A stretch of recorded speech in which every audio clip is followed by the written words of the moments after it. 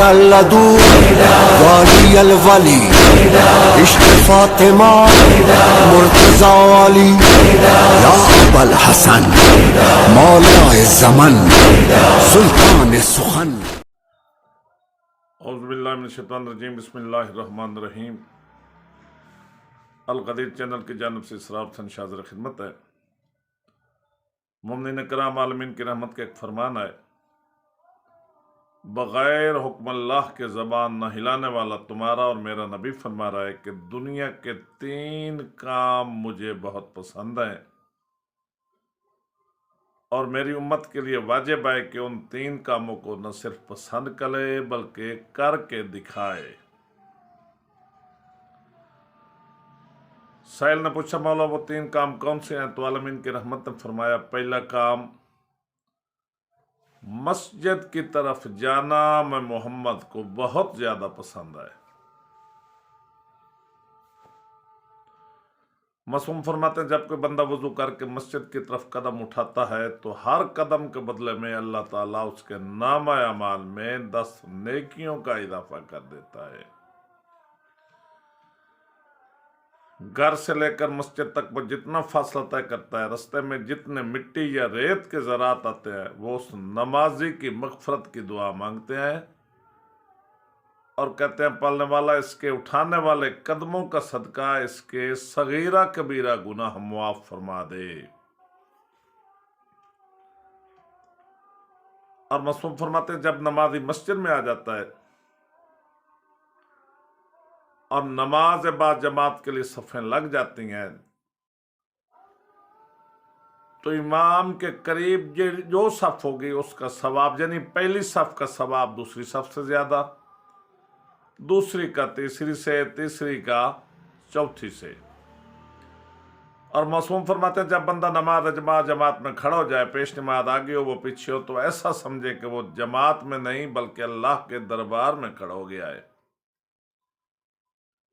اور قیامت والے دن جس صف میں کوئی موجود ہوگا اور پیش نماز کے قریب کھڑا ہوگا، قیامت والا دن جب اللہ کے سامنے ہوگا تو وہ اسی طرح اللہ کے قریب ہوگا۔ یہاں پر میں ایک مثال دینا چاہتا ہوں۔ فرض کیا ایک موچی نائی چپڑاسی غریب آدمی ہے جس کا دنیا میں اتنا مقام نہیں ہے، وہ پہلی صف میں کھڑا ہو گیا ہے، اور 20ویں یا 21ویں گریڈ کا آدمی پچھلی صفوں میں کھڑا ہوا ہے۔ تو معصوم فرماتے ہیں، جب قیامت کا دن ہوگا، اللہ کا دربار لگا ہوگا، تو وہ غریب آدمی جو پہلی صف میں موجود ہے اسی طرح اللہ کے قریب ہوگا جس طرح دنیا کی مسجد میں وہ پیش نماز کی صفوں میں اس کے قریب تھا۔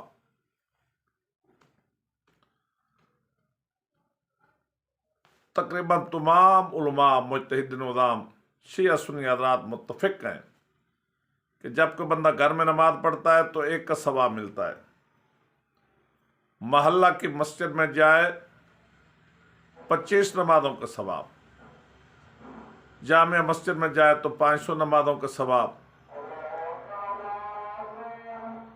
اور اگر مسجد اقصیٰ میں جائے تو 25,000 نمازوں کا ثواب، مسجد نبوی میں 50,000 نمازوں کا ثواب، اور جو شخص مسجد حرام یعنی کعبہ کے ارد گرد نماز پڑھتا ہے اسے 1 نماز کے بدلے 1,00,000 نمازوں کا ثواب ملتا ہے۔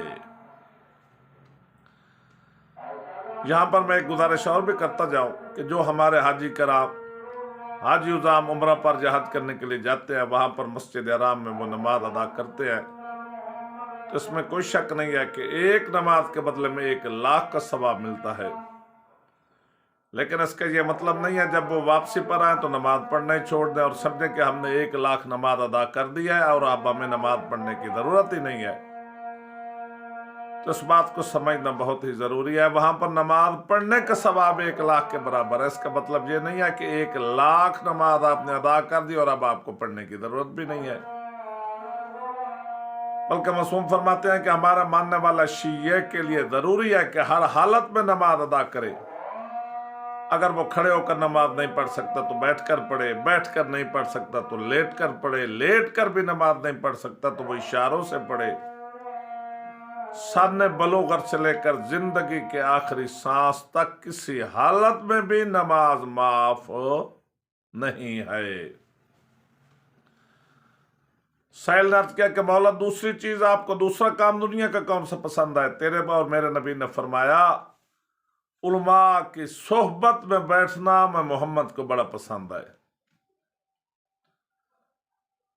تو مومنین کرام ہمارے لیے بھی ضروری ہے کہ ہم اپنے نبی کے اس بات پہ عمل کریں، علماء کے ساتھ پیار کریں، علماء کی محافل میں بیٹھیں، علماء کو گالی نہ دیں۔ علماء انبیاء کے وارث ہوتے ہیں، ان سے ہم ضرورت کے مسائل پوچھیں، زیادہ نہیں تو کم از کم جو ہم زندگی گزار رہے ہیں اس میں اپنے نماز وضو وغیرہ کو ٹھیک کریں، پوچھیں حلال کیا ہے، حرام کیا ہے، مستحب کیا ہے، واجب کیا ہے، مستحب کیا ہے، مکروہ کیا ہے، نماز کو کیسے پڑھے جانا ہے، جماعت میں جانا ہے تو کیسے ملنا ہے، یہ تمام باتیں آہستہ آہستہ پوچھنی چاہیے۔ معصوم فرماتے ہیں کہ عالم کی صحبت میں 1 گھنٹہ بیٹھنے والا بندہ مجھے اس عابد سے زیادہ پیارا لگتا ہے جو ساری رات مصلی عبادت پر کھڑا ہو کر اللہ کی عبادت کرتا رہا ہو۔ سائل نے عرض کیا مولا تیسرا کام آپ کو کون سا پسند ہے؟ ویڈیو لمبی نہ ہو جائے، میں ختم کرنا چاہتا ہوں۔ تو آپ نے فرمایا نماز جنازہ میں شرکت کرنا۔ مومنین کرام ذرا متوجہ ہو، تمہارا اور میرا نبی فرماتا ہے جو شخص صرف اور صرف ثواب کی نیت سے جنازہ میں شریک ہو، چاہے وہ امیر ہو یا غریب کا جنازہ ہو، تو اس کے جنازے کی شرکت کے بدلے میں اللہ اس کے نامہ اعمال میں احد پہاڑ کے وزن کے برابر ثواب لکھ دیتا ہے۔ مومنین کرام ذرا غور فرمائے، آپ میں سے اور ہم میں سے کوئی بندہ ہے جو احد پہاڑ کا وزن جانتا ہو؟ اور یہیں تک بھی نہیں، اور تیرے اور میرے نبی نے فرمایا جو بندہ جنازہ پڑھنے کے بعد مومن مسلمان کو قبر میں اتار کر دفن کروا کے بعد میں گھر واپس لوٹتا ہے تو اس عمل کے بدلے اللہ اس کے نامہ اعمال میں 2 احد کے پہاڑوں کے وزن کے برابر ثواب لکھ دیتا ہے۔ یہاں پر مجھے ایک اور گزارش کرنا بھی ضروری ہے۔ ہم لوگ غفلت میں پڑ گئے ہیں، ہمیں موت یاد بھی نہیں ہے۔ اگر ہم کسی کے نماز جنازہ میں شریک ہوتے ہیں تو وہ بھی دنیا داری کے لیے، جو امیر بندہ مر گیا اس میں حاضری ضروری ہے، فلاں آیا فلاں آیا فلاں آیا، حاضری لگوائی۔ جو غریب ہے اس کا جنازہ اٹھانے والا بھی کوئی نہیں۔ معصوم تو فرماتے ہیں ثواب کی نیت سے شریک ہونا، ہم دنیا کی نیت سے شریک ہوتے ہیں تو خدا را ایسی غلطی نہ کریں۔ اگر آپ نے دنیا کی حاضری کے لیے شریک ہونا ہے تو آپ کو ثواب نہیں ملے گا۔ جنازے میں شرکت کرنے کا تو مقصد یہ تھا کہ ہمیں بھی عبرت ہو، بس جس کا جنازہ ہم کندھوں پہ اٹھا کے چل رہے ہیں کل ہمارا بھی کوئی اٹھانے والا ہو، اور جتنے اس کے جنازے میں شریک ہوں گے اس کے بھی اتنے گناہ کم ہوں گے، ہمارے گناہ بھی کم ہوں گے۔ خدا را ہمیں اپنی نیتوں کو ٹھیک کرنا چاہیے، اور جنازے میں صرف اور صرف پاک نبی کے فرمان کے مطابق ثواب کی نیت سے شریک ہونا چاہیے۔ اور آخر میں میری دعا ہے کہ کریم اللہ ہم سب لوگوں کو، پاک نبی کے امتیوں کو فرمان محمد والے محمد پہ چلنے کی توفیق عنایت فرما۔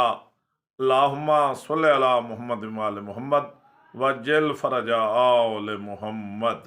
لدو والی الولی عشق فاطمہ مرتضی والی